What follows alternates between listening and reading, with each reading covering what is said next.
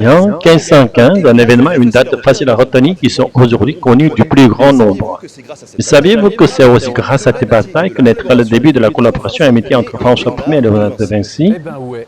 Eh ben ouais, T'étais pas obligé de répondre, non. t'es pas obligé de répondre. Ce peintre, architecte et Ce ingénieur peintre, architecte et ingénieur italien, immensément célèbre et connu à travers le monde, passera en effet les dernières années de sa vie sur un projet d'envergure trop souvent oublié, réaliser une ville parfaite, la cité de Romorantin.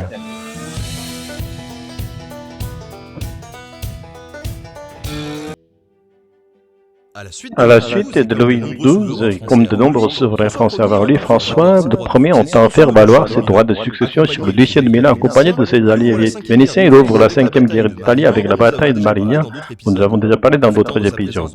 Profitant de sa présence dans la région, François Ier veut récupérer le tableau de la Seine, une vaincue murale de 40 mètres, réalisée pour le couvent de Santa Maria della Grazia à Milan.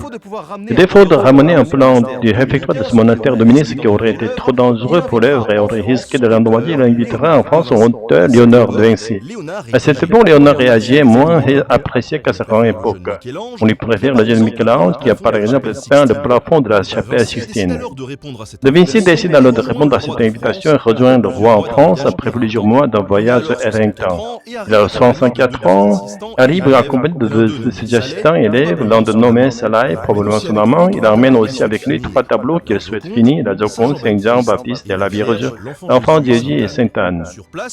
Sur place, il bénéficie d'une grasse pension de 1000 écus d'or par an, prend possession comme promis d'une demeure dans une dépollie région de France, le château de Coulot-Lucé.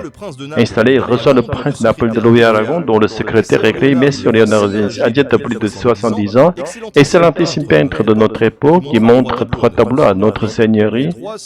Les 3 sont d'une rare perfection. Il ajoute, en Brincini, il est vrai qu'en raison d'une paralysie de la main droite, on ne peut plus attendre des chefs-d'œuvre de sa part.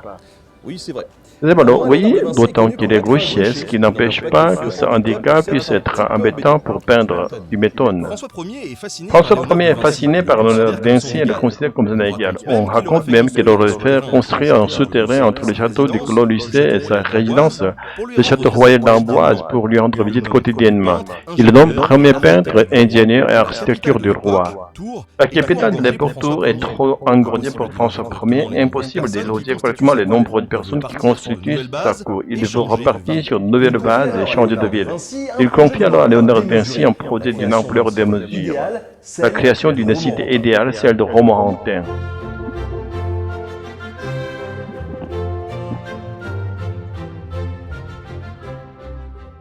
Le domaine appartient à la famille d'Angoulême, celle de François Ier donc, et Louise de Savoie, la propre mère du roi, a déjà commencé à agrandir le château en 1510.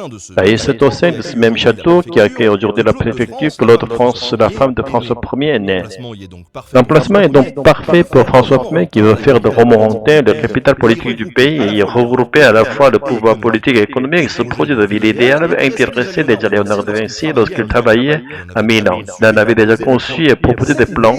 Cette idée revient souvent dans l'humanisme de la Renaissance à travers 2 aspects fondamentaux, son architecture et son activité politique. La cité idéale doit être bien proportionnée, droite, majestueuse et utiliser nombre d'or, aussi appelée divine proportion. Dans son architecture, elle doit accorder une place importante à la lumière, à l'hygiène, à la salubrité, à l'opposition aux villes du Moyen-Âge, perçues comme dégénérées et sujettes aux épidémies. Elle doit aussi être un centre politique et fourmillé de philosophes qui échangent leurs idées et réfléchissent à la meilleure organisation politique possible. Pour aider à la circulation et placer la ville au milieu d'une région de navigation important, Léonard de Vinci veut creuser 2 ensembles de canaux, l'un rejoignant la Sauldre et le Cher, tracé actuel du canal de Berry et l'autre reliant Romorantin à Lyon et Tours. En fait, Léonard propose ici rien de moins que de relier l'océan Atlantique à la Méditerranée par voie navigable. Un projet incroyable. Le gars voulait faire un genre méga canal de Suez à Romorantin. Visionnaire. L'ingénieur a une idée bien précise du châtiment de l'eau dans la ville. Plutôt que d'utiliser des fossés, il imagine un système de portes exclusives pour éviter que l'eau ne soit boueuse. Mais ces produits hydrauliques ne serviraient pas uniquement à y faire naviguer des bateaux. Léonard avait prévu que toute la ville s'organise autour de ce réseau. Le canal devait même traverser Romorantin sur 2 niveaux différents. Aussi par ce réseau d'eau qui allèverait les matériaux pour construire le palais et ses alentours, il avait déjà prévu de la cuisine des jardineries modernes et même automatisé, des fontaines et jeux d'eau à l'extérieur ainsi qu'un jardin de vignes. Le projet comprenait même un pavillon de chasse octogonal au cœur de la forêt, permettait de pratiquer la chasse à l'arc. Ce palais aurait été à la croisée des architectures françaises et italiennes. Françaises par ses tours rondes à l'intérieur desquelles on retrouve des salles carrées italiennes par ses façades inspirées de palais romains et sa grande cour à colonnade. Mais la mort de Léonard de Vinci en 1918 enterre à jamais toutes les chances de voir ses travaux titanesques commencer. Son expertise et sa vision étaient indispensables à la poursuite du projet bien trop compliqué sans lui. Sa présence a néanmoins marqué la ville, et si on fait attention à se promenant, on peut remarquer dans les rues pavées des clous à son effigie. Connu de son vivant pour ne jamais terminer ses projets, c'est inachevé que restera sa dernière entreprise. J'avais le même souci quand j'étais ado. Sauf que pour lui, c'est définitif. Au-delà de la ville de Romorantin, et même après sa disparition, le génie de Léonard de Vinci continue à rayonner.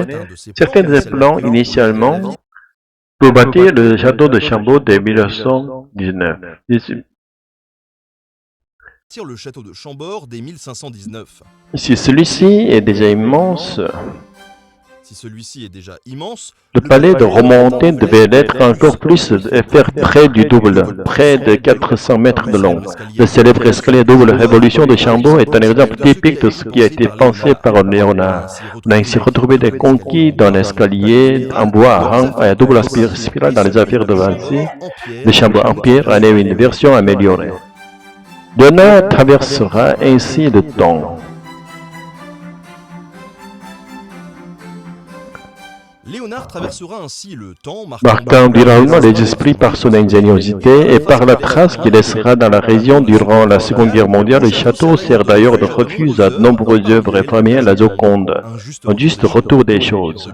En 2016, les vignes du château de Chambord, issues du Romorantin, ont été replantées et donneront leur premier cru en 2019, juste à temps pour célébrer les 500 ans du château Bellevin, que l'on pourra le déguster, n'aura pas grand-chose à voir avec celui du XVIe siècle. Celui que buvait François Ier, Léonard de Vinci se rapprochait plus du vinaigre, dans lequel on ajoutait des épices et du miel pour adoucir le goût. D'ailleurs, vous souvenez-vous du souterrain entre le château de Collot-Lucé et du château royal? Son existence n'est pas certaine, mais ce dont on est sûr, c'est que les souterrains des deux châteaux servirent de cave à vin et étaient remplis des meilleurs, le plus cru de France. De quoi imaginer de belles soirées en perspective. Merci d'avoir suivi cet épisode. N'oubliez pas de liker, de commenter, de partager. Moi, je vous dis la prochaine fois pour une nouvelle vidéo dans le doigt et cher. Salut.